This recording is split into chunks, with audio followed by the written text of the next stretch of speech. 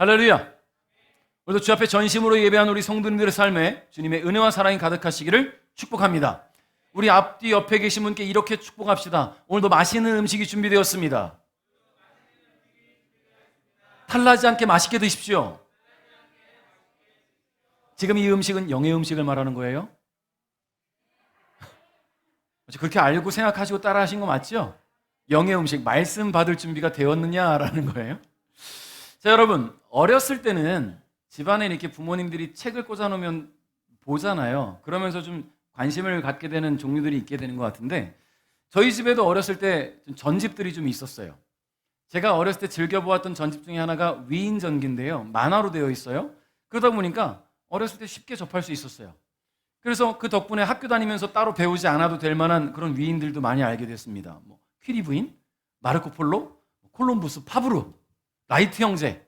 학교에서 막 지정해서 알려주지 않아도 어렸을 때 그 위인전기 보면서 알았던 기억이 나요. 여러분, 쌀벌레 바구미라는 거를 저는 초등학교 때 알았어요. 파브르 때문에. 근데 쌀벌레 그렇게 바구미가 조만한 줄 몰랐어요. 만화에서는 이만하게 나왔거든요. 파브르가 맨날 이렇게 잡아가지고 막 연구했는데 실제로 어른이 되고 쌀벌레를 보니까 요만해요. 잘 찾아보기도 힘들 만큼. 그런 오류가 있는 거 빼놓고는 참 어렸을 때 이 위인전기를 보면서 많은 것들을 습득했던 것 같습니다. 자, 그리고 집에 있던 또 한 시리즈가 탐정소설이에요. 코난 도일의 명탐정 홈즈라는, 우리 김혜영 집사님이 너무나 좋아해서 집에서 꽂혀있던 그 시리즈를 자주 봤던 기억이 납니다. 자, 이런 탐정소설을 보면 어떤 사건이 일어나지요? 근데 사건이 일어나면 꼭 경찰들이 해결을 못해요. 그것도 참 신기하죠? 경찰들이 해결을 못해서 누구한테 도움을 요청합니까?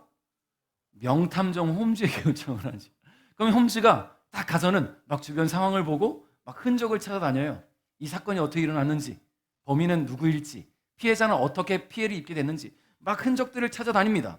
그러면서 범인 남겨놓은 흔적을 결국은 찾게되고 진실을 밝혀내게 되죠.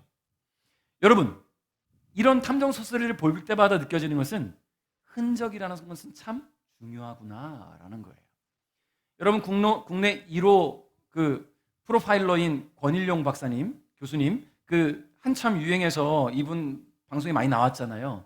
그래서 모 방송에서 실제 살인 사건 현장과 똑같은 상황을 만들어 놓고 이 패널로 나온 연예인들에게 한번 사건을 한번 조사해 봅시다 얘기하니까 막 이제 조사를 하는 거예요. 무슨 약품을 뿌려가지고 지워져 있는 피도 막 찾고, 그리고 흔적들을 보는 거죠. 피가 어느 쪽에서 어느 방향으로 날아갔는지 이런 것까지 막 보면서 흔적을 찾는 거예요. 그래서 어디서 누가 어떻게 공격을 했는지도 찾더라고요. 여러분, 사건에 있어서 흔적은 그만큼 중요하다는 겁니다. 요즘은 기술이 발달하다 보니까 사건 현장에 과학수사대가 들어가면 다 찾아내요. 그런 방송들을 보면요, 이런 얘기 꼭 합니다. 요즘은 죄 짓고 못 살아요. 왜냐하면 다 밝혀내니까. 다 밝혀내니까. 아무도 못 봤겠지? CCTV가 보고 있고요. 여긴 CCTV가 없어. 블랙박스가 찍고 있어요. 그러니까 길 가다가 침 뱉지 마시고요. 길 가다가 막 쓰레기 버리지 마시고, 경범죄도 다 걸릴 수 있는 세상이 됐다는 것. 흔적은 다 나온다는 거예요. 여러분, 우리 살면서 많은 흔적들을 남기고 살지요. 얼굴에 새겨진 침자국을 보면서 얘가 수업 시간에 잤는지 공부했는지도 알 수 있지요. 옷에 튄 소스를 보고 얘가 점심때 짜장면을 먹었는지 짬뽕을 먹었는지 알 수 있어요. 교통사고 난 현장에서는요, 스키드 마크를 보고 과속을 했는지 아니면 브레이크가 고장이 났는지도 알 수가 있어요. 차에 난 스크래치를 보면서 이 차가 지금 어느 방향에서 어떻게 차를 받았는지도 알 수 있어요. 흔적은 그만큼 우리의 삶에 너무나 많이 나타나고 있다는 거예요. 그리고 우리는 수많은 흔적들을 내고 있다는 거지요. 여러분, 오늘 본문에 하나님은 애굽 심판을 위한 마지막 재앙을 준비하고 계신데요. 11장에 보면, 우리가 지금 건너뛰었는데 11장에 보면 하나님은 모세를 통해서 바로에게 마지막 재앙에 대한 하나님의 뜻을 전달케 하셨습니다. 9가지 재앙을 만났음에도 불구하고 꿈쩍하지 않는 이 바로의 모습, 또 그의 통치 가운데 있는 애굽 백성들에게 내리시는 하나님의 마지막 재앙은 뭐죠? 장자의 죽음이에요. 자, 이쯤 됐으면 다시 한번 외워볼까요? 첫 번째부터. 자, 시작. 피, 개구리, 이, 파리, 악질, 독종, 우박, 메뚜기, 흑암, 장자의 죽음. 악질부터 헷갈리죠, 항상. 헷갈리지 않게 잘 외우시고요. 적어도 이 정도는 알고 다녀야죠. 그렇잖아요. 외워야 될 거, 애굽에 내려진 하나님의 10가지 재앙 정도 외워야죠. 예수님의 12제자 정도는 이름을 알아야죠. 12제자 다 아시죠? 13번째 제자 이름은? 갑자기 물으면 모르죠? 가룟 유다 죽고 나서 새로 뽑은 13번째 제자 이름은 마띠아라는 사람이었어요. 오늘 본문과 상관없는 질문을 잠깐 드려봤습니다. 자, 여러분, 10번째 재앙은 장자의 죽음입니다. 애굽 땅에 있는 모든 처음 난 것, 사람이나 동물 그 어느 것도 예외 없이 처음 난 것들은 죽음을 면치 못하게 될 것이라는 하나님의 경고가 떨어졌습니다. 자, 그리고 오늘 우리가 함께 살펴볼 12장에 하나님은 이스라엘 백성들을 위한 피할 길, 즉 구원의 길을 알려주고 계신데요. 2절 말씀을 한번 읽어볼까요? 2절 시작. 아멘. 자, 하나님은 모세를 통해 이스라엘에게 먼저 새로운 시작을 알리셨습니다. 좀 전에 읽었잖아요. 너희들에게 이달은 1년의 첫 달이 될 것이다. 여러분, 430년 동안 애굽에 거주하던 이스라엘은요, 이 이스라엘 백성들에게 하나님께서 지정하시는 새로운 한 해의 시작, 새로운 한 해의 시작을 갖게 되었어요. 바로 이달이에요. 지금까지 사용했던 달력들 신경 쓰지 말고 이제 이달이 너의 한 해의 시작이 될 거야 라는 거예요. 여러분, 하나님께서 말씀하신 이달은 당시 이스라엘 백성이 사용하던 민간력에 있어서는 7월이었어요. 오늘날 우리가 사용하는 달력으로는요, 태양력이잖아요. 우리가 쓰는 게 3월에서 4월 정도를 뜻하는데, 자, 하나님께서는 이 달을 한 해의 첫 달, 즉 종교력으로, 하나님께서 말씀하시는 종교력으로 1월을 지정하라고 말씀하시는 거예요. 우리가 지금 쉬운 성경으로 읽었지만 성경에 이제 이 출애굽기를 보다 보면 아비벌이라는 말을 많이 쓰잖아요. 아비벌이 바로 이때예요. 1월. 하나님께서 말씀하신 한 해의 시작. 근데 뒤로 쭉 넘어가면 니산월이라는 단어가 나오죠. 니산월. 똑같은 거예요. 바벨론 시대에 바뀐 겁니다. 이름이. 자, 하나님께서 이와 같이 한 해의 시작을 알리는 새로운 달력 체계를 도입하게 하신 것은 이스라엘의 출애굽이 새로운 구원 역사의 분기점이 된다는 거예요. 즉, 이스라엘 백성들이 애굽을 떠나는 것은 단순히 그들이 살던 곳을 떠나는 정도의 의미가 아니라 애굽에서의 노예 생활을 청산하고 하나님의 거룩한 백성이 되는 새로운 출발점이 된다는 것입니다. 자, 본문 3절 4절 한번 읽어볼까요? 시작.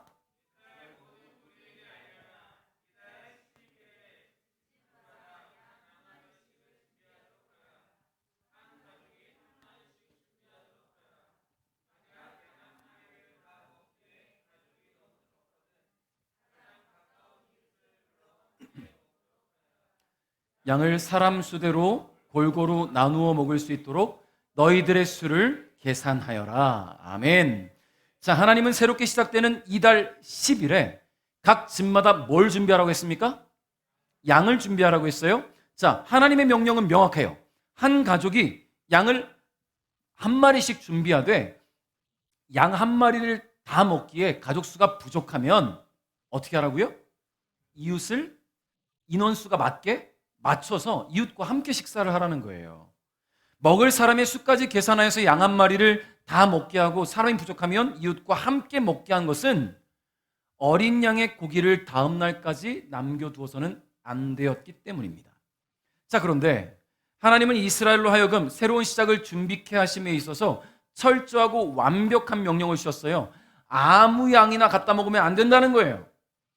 하나님께서 지정하신 양을 골라야 된다는 거죠. 5절에 보니까 준비할 양은 1년 된 수컷으로서 흠이 없는 것이어야 하며 양이나 염소 가운데서 선택하여라. 할렐루야.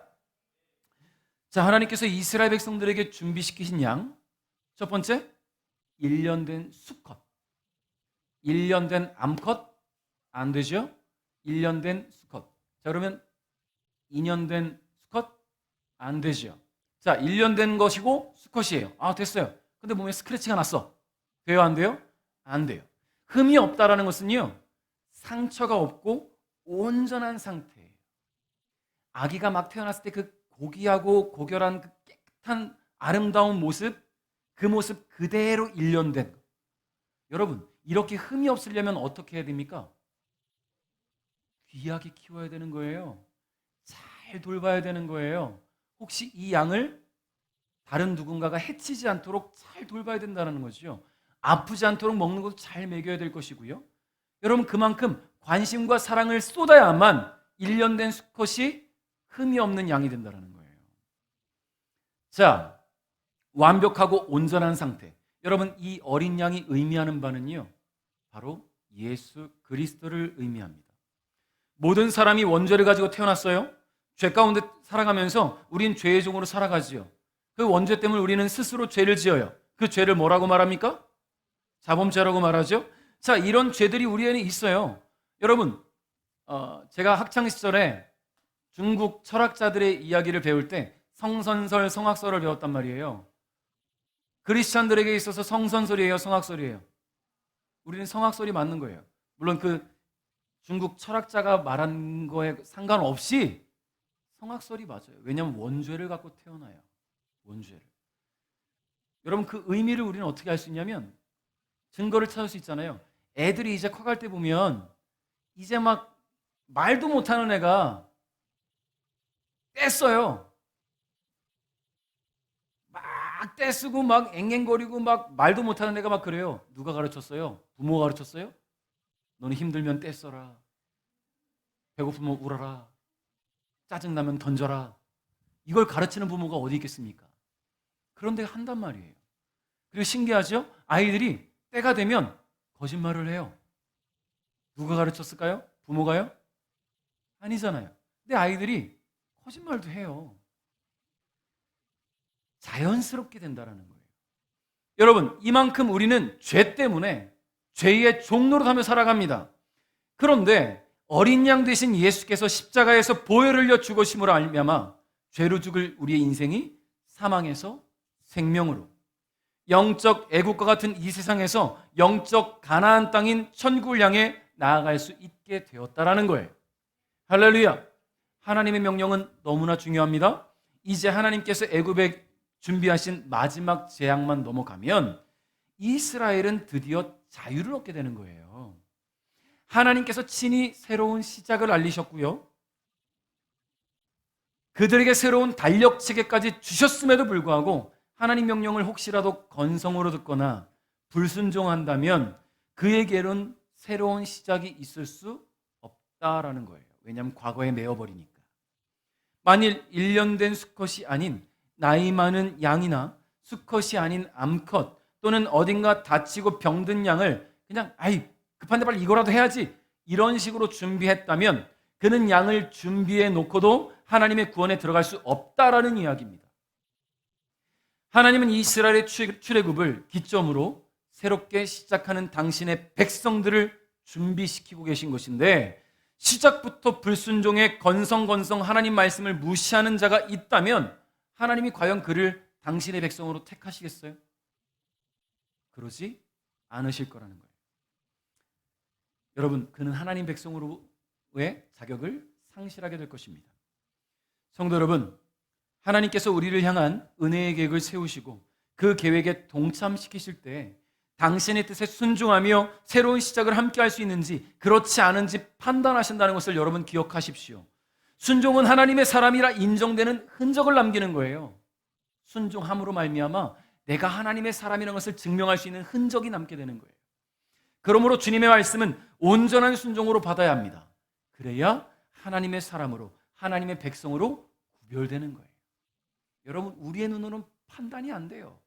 하나님이야말로 판단하시는 거예요. 하나님만이 판단할 수 있다는 것을 여러분 기억하시기 바랍니다. 자, 6절 한번 읽어볼까요? 6절 시작.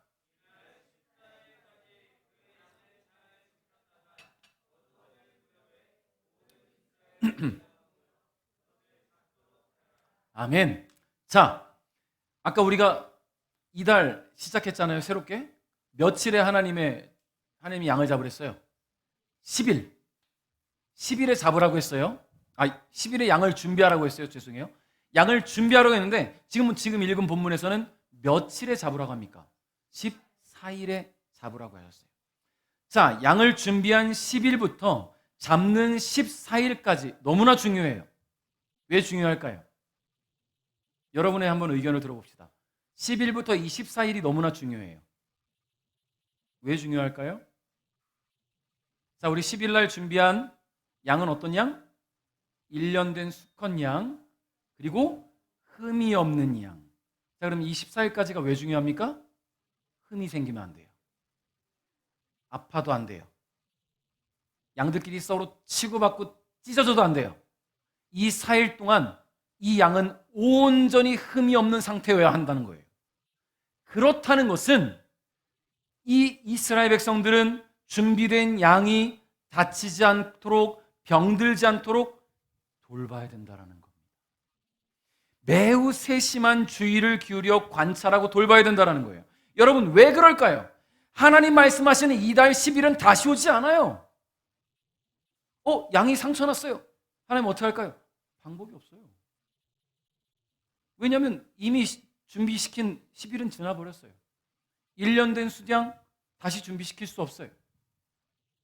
그렇다면 하나님께서 말씀하신 이 14일에 양을 잡으려 할 때 이 양이 어딘가 다쳤거나 병들었다면 하나님께서 명령하신 조건에서 어긋나 버린다는 겁니다. 그렇기 때문에 이스라엘 백성들은 양을 준비한 10일부터 이 양을 잡는 순간까지 양이 병들지 않도록, 어딘가 부딪혀 다치지 않도록, 다른 짐승의 공격에 해를 당하지 않도록 잘 지키고 보호해야 했다라는 거예요. 여러분, 오늘 주 앞에 예배하는 저의 모습이 이와 같아야 된다는 거예요. 한 주간 주님과 상관없는 사람처럼 살다가, 마음껏 죄짓고 살다가 주일 아침에 교회에 와서야 지난 날들을 회개하고 거룩한 척, 구별된 척, 깨끗한 척, 그러면 안 된다라는 거죠. 우리는 늘 주님이 기뻐하시는 모습으로 자신을 돌아봐야 된다는 거예요. 이달 10일부터 14일까지 양을 잘 돌아보고 지켜야 하는 것처럼 말입니다. 7절 한번 읽어볼까요? 시작.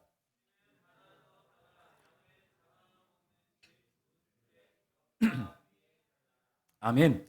하나님의 명령 가운데 가장 중요한 내용이지요. 어린 양을 잡을 때 그 피를 땅에 그냥 흘려보내는 것이 아니라 잘 받아두어야 된다는 거예요. 왜냐하면 이 피로 뭘 해요? 집에 문틀 좌우 옆 위에 발라야 됩니다. 이 부분에 대해서는 뒤에 자세하게 다룰게요. 자, 이제 하나님께서는 이스라엘 백성들에게 먹는 방법도 알려주셨어요. 어떻게 먹어야 되는가 볼게요. 8절부터 10절까지 같이 읽어볼까요? 시작. 쓴 나물과 누룩을 넣지 않은 빵인 무교병을 함께 먹어라. 고기를 날로 먹거나 물에 삶아 먹지 말고 머리와 다리와 내장 할 것 없이 양 전체를 불에 구워 먹어라. 그 어느 것도 아침까지 남겨두어서는 안 되며 만약 아침까지 남은 것이 있거든 불에 태워라. 할렐루야. 아주 까다로워요. 먼저 고기는 불에 구워야 제맛이죠. 여러분, 돼지고기 어떻게 드시겠습니까? 구워 먹어야 제맛이죠. 여러분, 제가 예전에 아주 충격적인 얘기를 한번 들은 적이 있는데요. 지금 갑자기 생각난 거예요. 전에 그 아프리카 콩고에 후배 부부가 살아요. 가족이 있는데 이제 한국 회사가 이제 거기를 무역 회사인데요. 거기 이제 팀장으로 이걸 전체를 주관하는 사람으로 가 있어요. 그러다 보니까 회사에서 모든 걸 다 준비해서 사택도 준비되어 있고 거기에는 일할 현지인들도 준비되어 있는데 거기서 삼겹살을 어렵사리 구했다고 합니다. 한국처럼 막 쉽게 구하는 게 아니라 어렵사리 삼겹살을 구해서는 이걸 구워 먹을 준비를 하고 있는데 어느 날 거기 그 집에서 일하는 현지인, 그러니까 흑인이죠. 콩고인 현지인이 국을 끓여왔는데 삼겹살이 거기 들어가 있더래요. 너무나 힘들었대요. 너무 마음이 아팠대요. 구워 먹을 날을 기다리고 있었는데 그걸 국에 넣어버려서 마음이 아픈 거예요. 다른 거죠, 문화가. 돼지고기를 스튜를 해 먹느냐 우리처럼 구워 먹느냐. 자, 여러분, 고기는 구워 먹어야 제맛인데 하나님께서도 구워 먹으라고 합니다. 날로 먹지도 말래요. 삶아 먹지도 말랍니다. 머리, 다리, 내장 전부 다 구워 먹어야 됩니다. 그리고 다음 날까지 남겨둬서도 안 되는데 혹시라도 고기가 남으면 다 태워버리래요. 우린 보통 삼겹살 잘 안 남잖아요. 그죠? 다 먹어야죠. 자, 그런데 보니까요, 고기를 먹을 때는 쓴나물과 누룩 넣지 않은 무교병과 함께 먹으래요. 여러분, 빵을 주식으로 하는 유대인들에게서는 없어서는 안 되는 것이 바로 누룩이었어요. 누룩이 뭡니까? 효소를 갖고 있는 곰팡이를 말하는 거잖아요. 그 누룩이 빵에 들어가면 빵이 발효되면서 이렇게 부풀어 오르게 돼요. 그래서 빵을 더 맛있게 하고 더 커지게 하지요. 근데 발효되기까지 시간이 걸립니다. 근데 하나님께서 누룩 넣지 않은 무교병과 함께 먹으라는 것은요, 빨리 먹으라는 거예요. 급히 먹으라는 거예요. 또한 쓴 나물과 함께 먹으랍니다. 왜 쓴 거랑 먹어야 될까? 이것은요, 애굽에서의 쓰라린 기억들을 잊지 말아라. 이 마음에 새겨 놓아라 라는 거예요. 자, 그런데 하나님은 이 식사를 위한 자세까지도 알려주시는데 11절에 보니까 먹을 때는 이렇게 먹어라. 금방 길을 떠날 사람처럼 옷을 다 입고 신발도 신고 손에는 지팡이를 든 채 서둘러서 음식을 먹어라. 이것이 여호와의 유월절이다. 여러분, 보통 집에서 식사할 때 어떻게 식사합니까? 편한 옷차림으로 식사하죠. 혹시 집에서 식사하실 때 정장에 넥타이 매시고 식사하시는 분 안 계시죠? 이건 나가서 먹을 때나 그렇게 하잖아요. 그냥 편하게. 때로는 TV를 보면서 먹기도 하고 대화를 나누면서 먹기도 하고 먹다가 왔다 갔다 하기도 하고 식사를 즐기고 소통도 하고. 여러분, 집에서 식사할 때는 급한 게 없어요. 근데 하나님은 곧 떠날 사람처럼 식사를 하라고 합니다. 외출복을 입고요, 신발도 신고요, 손에는 지팡이까지 들고 서둘러서 음식을 먹으라고 합니다. 불편하게 왜 그래야 합니까? 물을 수도 없어요. 아니, 물어서도 안 됩니다. 지금 이스라엘은 하나님의 구원 계획에 입구까지 와 있거든요. 지금 여기서 하나님 왜 이래야 됩니까?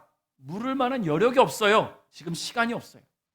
하나님께서 언제든 가라 하실 때 갈 준비가 되어 있어야 된다는 말입니다. 여러분, 하나님의 구원은요, 부지불식간에 이루어져요. 준비가 되어 있어야 된다는 거예요. 여러분, 예수님 언제 다시 오실지 아시는 분 계십니까? 없잖아요. 저도 몰라요. 하나님의 때에 하나님이 됐다 하시는 그때 예수님 다시 오실 텐데 그때가 언제인지 모르는 우리는 늘 준비하고 있어야 되는 거예요. 갈 준비를 해야지요. 여러분, 지난 4일 동안 혹시 양이 병들지는 않을까, 어디 흠이 생기지는 않을까 노심초사하며 시간을 보냈던 이스라엘 백성들은 이제 하나님의 명령에 따라 곧 떠날 준비를 하고 급히 식사를 합니다. 급히 먹다 체하면 어쩔까 걱정될 수도 있겠지요. 그런데 그럴 겨를도 없어요. 주님 말씀하시면 애굽을 떠나야 되니까요. 뒤처지면 안 돼요. 기다려주지 않아요. 그렇습니다. 우리는 늘 준비가 되어 있어야 합니다. 준비된 어린 양을 지켜보고 돌아보듯 매 순간 자신을 지키고 돌아봐야 하고요. 주님 말씀에 즉각 반응하고 움직일 수 있는 삶의 준비가 되어 있을 때 이 모든 과정을 지켜보시는 우리 주님께서 우리의 믿음의 흔적을 보시고 기억하실 것입니다. 할렐루야. 여러분, 내가 주님을 믿고 있다는 흔적들을 끊임없이 남기시기를 주님의 이름으로 축복합니다. 12절입니다. 시작.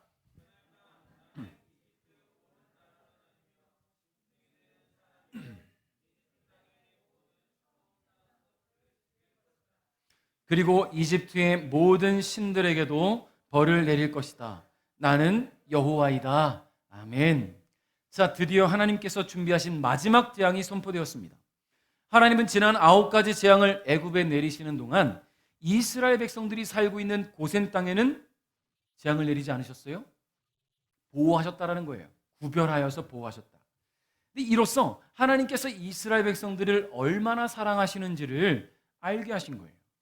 자, 그런데 이번 10번째 재앙은 다릅니다. 이스라엘이 적극적으로 하나님 말씀에 순종해야만 피할 수 있는 거예요. 지금까지 하나님께서 재앙을 그쪽엔 내리지 않으셨다면 이번에는 똑같아요. 다만 피할 방법을 미리 알려주셨다는 거예요. 이를 통해서 하나님은 이스라엘이 당신의 백성으로 준비되어 있는지를 확인하십니다. 그리고 그들을 확인된 자들을 애굽으로부터 구원해 내실 것입니다. 마지막 재앙은 하나님께서 애굽 온 나라에 처음 태어난 것들을 죽이시는 것인데요. 사람이든 짐승이든 처음 태어난 모든 것은 죽음을 피할 수 없을 것이고요. 온 나라에 비명과 슬픔의 소리가 울려 퍼지게 될 거예요.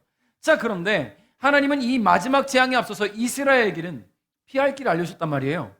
말씀하신 대로 흠이 없는 어린 양을 잡아서 온 가족이 주님의 명령하신 방법에 따라 그 피 먹고 그 피를 집 문틀에 바르면 됩니다. 간단해요. 따르면 돼요. 13절에 보니까요. 한번 읽어봅시다. 시작.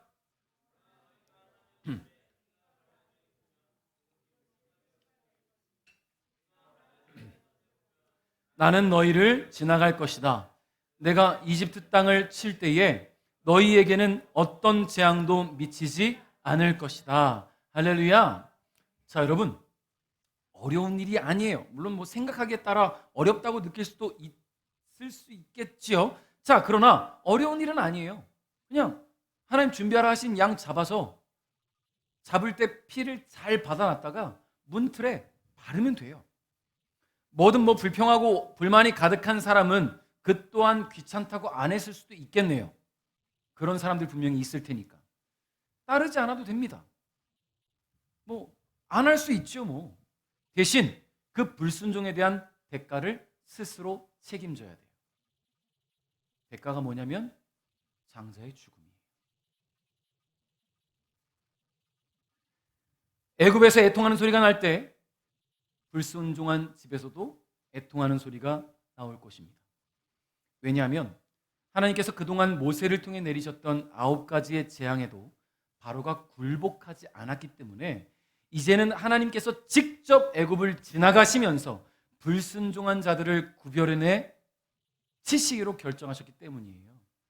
만일 이스라엘도 애굽 백성처럼 불순종한다면 예외가 되지 않는다는 말입니다.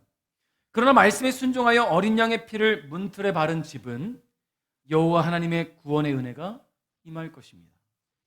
여호와 하나님께서 온 애굽을 두루 다니시면서 피의 흔적을 발견하실 때마다 그 집을 넘어가시겠다. 이게 6월절의 의미예요. 내가 너를 넘어가리라. 피의 흔적이 남아있다는 것은 순종했다는 증거이고요. 믿음을 지켰다는 것이고 하나님의 백성으로 설 준비가 되었다라는 말입니다. 그런데 하나님 말씀을 대충 흘려듣고 어린 양의 피를 준비하지 않고 있다가 그냥 뭐 귀뚱으로 들은 거죠. 건성건성. 갑자기 곳곳에서 막 비명소리가 들릴 때 그때 급히 다른 양 잡아서 피를 가지고 바르려고 하면 그 피는 소용이 없다. 그 피는 소용이 없어요. 하나님은 온전한 순종을 원하시는 분이기 때문입니다. 하나님께서 원하시는 것은 흠이 없는 일련된 수컷 양의 피이기 때문이에요. 그 피 준비한다 해도 하나님이 모른 척 넘어가시지는 않는다라는 말이에요. 하나님의 사랑 안에 거하는 자는 여호와 하나님의 얼굴을 대면하는 것이 복이 됩니다. 그러나 죄인으로서 여호와 하나님을 대면하는 것은 곧 죽음을 의미합니다. 따라서 애굽 땅을 여호와 하나님께서 지나가시는 것은 하나님을 인정하지 않고 그 명령을 거부한 애굽 백성들에게 있어서는 곧 죽음을 의미하는 거예요. 사랑하는 성도 여러분, 우리 주님은 오늘도 흔적을 찾으시는 줄 믿습니다.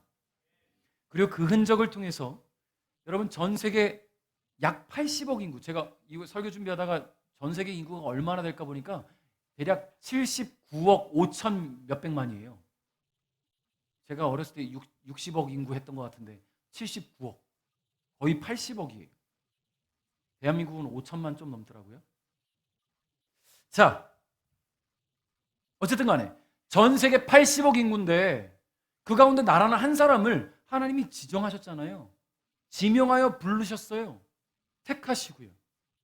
그렇다는 것은 하나님이 나를 얼마나 사랑하시는지를 보이시는 겁니다. 그러므로 하나님 나를 택하시고 부르시고 구원의 길로 인도하실 때 우리는 흔적을 남겨야 되는 거예요.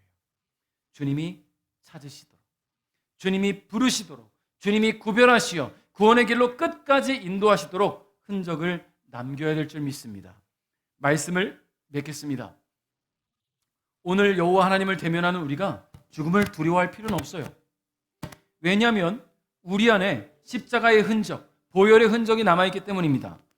예수께서 나를 위해 십자가에 달려 죽으시고 부활하셨음을 우리가 믿은 그때에 예수님의 십자가는 나를 위한 십자가 되었고요. 예수님의 보혈은 나를 위한 보혈이 되었어요. 유월절 어린 양의 피로 이스라엘이 구원받은 것처럼 예수 그리스도의 보혈로 우리는 구원받았습니다. 그러므로 구원받은 하나님의 자녀답게, 구별된 하나님의 백성답게 예수의 흔적을 삶 속에서 나타내는 저와 여러분 될 수 있기를 주님의 이름으로 축복합니다.